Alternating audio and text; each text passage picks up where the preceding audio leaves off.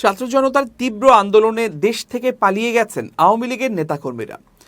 ক্ষমতায় থাকাকালীন বিদেশে তৈরি করা সেকেন্ড হোমে আশ্রয় নিয়েছেন দলটির শীর্ষ নেতারা। সেখান থেকেই এখন সক্রিয় রাজনীতিতে ফেরার চেষ্টা চালাচ্ছেন তারা। বিভিন্ন উপলক্ষ ঘিরে একসঙ্গে মিলিত হতেও দেখা যাচ্ছে এসব নেতাকর্মীদের। সবশেষ লন্ডনে যুক্তরাজ্য আওয়ামী লীগের সাধারণ সম্পাদক সৈয়দ সাজিদুর রহমান ফারুকের ছেলে ফাইয়াজ রহমানের বিয়ের অনুষ্ঠানে দেখা গেছে পতিত আওয়ামী সরকারের সাবেক অন্তত 4 জন মন্ত্রী ও প্রতিমন্ত্রীকে। যেখানে নেতার ছেলে বিয়ের উপলক্ষে একসঙ্গে মিলিত হয়ে ভুরি ভোজে অংশ নিতে দেখা গেছে তাদের।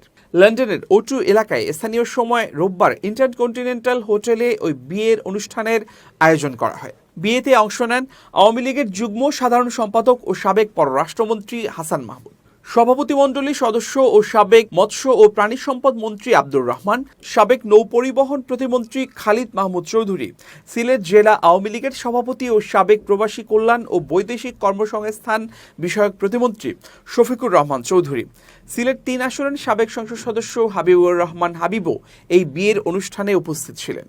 গত বছরের 5 আগস্ট গণঅভ্যুত্থানে ক্ষমতাচ্যুত আওয়ামী লীগ সরকারের সাবেক 4 মন্ত্রী প্রতিমন্ত্রীকে এই প্রথম একসঙ্গে কোনো অনুষ্ঠানে দেখা গেল। এর আগে গত বছরের 8 ডিসেম্বর লন্ডনে শেখ হাসিনার ভার্চুয়াল সমাবেশে প্রথমবারের মতো প্রকাশ্যে দেখা যায় সভাপতিমণ্ডলীর সদস্য ও সাবেক মন্ত্রী আব্দুর রহমান এবং সিলেট জেলা আওয়ামী লীগের সভাপতি শফিকুর রহমান চৌধুরীকে। এই বছরের 2 ফেব্রুয়ারি লন্ডনে আওয়ামী লীগের কর্মী সমাবেশে দেখা যায় সাবেক প্রতিমন্ত্রী খালিদ মাহমুদ চৌধুরীকে। 30 মার্চ লন্ডনে ঈদের জামাতে প্রকাশ্যে আসেন আওয়ামী লীগের যুগ্ম সাধারণ সম্পাদক ও সাবেক পররাষ্ট্রমন্ত্রী হাসান মাহমুদ। আগে থেকে গুঞ্জন ছিল তিনি বেলজিয়ামে ছিলেন। লন্ডনে অধ্যয়নরত ছেলের সঙ্গে ঈদ করতে তিনি লন্ডনে আসেন। আওয়ামী লীগ নেতার ছেলের বিয়েতে সাবেক মন্ত্রীদের উপস্থিতিতে উষ্মা প্রকাশ করতে দেখা যায় যুক্তরাজ্য আওয়ামী লীগের নেতাকর্মীদের।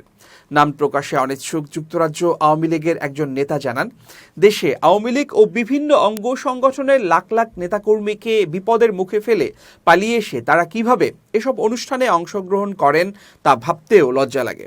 এদিকে ক্ষমতাচ্যুত প্রধানমন্ত্রী শেখ হাসিনার মতো দলটির বেশিরভাগ নেতা এখন অবস্থান করছেন প্রতিবেশী দেশ ভারতে। সেখানে সংঘবদ্ধ হওয়ার চেষ্টা করছেন তারা। সেখান থেকে বাংলাদেশে অবস্থানরত নেতাকর্মীদের বিভিন্ন দিক নির্দেশনাও দিচ্ছেন এসব নেতা, যা মেনে সম্প্রতি রাজধানী সহ দেশের বিভিন্ন জায়গায় মিছিলও করেছেন দলটির নেতাকর্মীরা।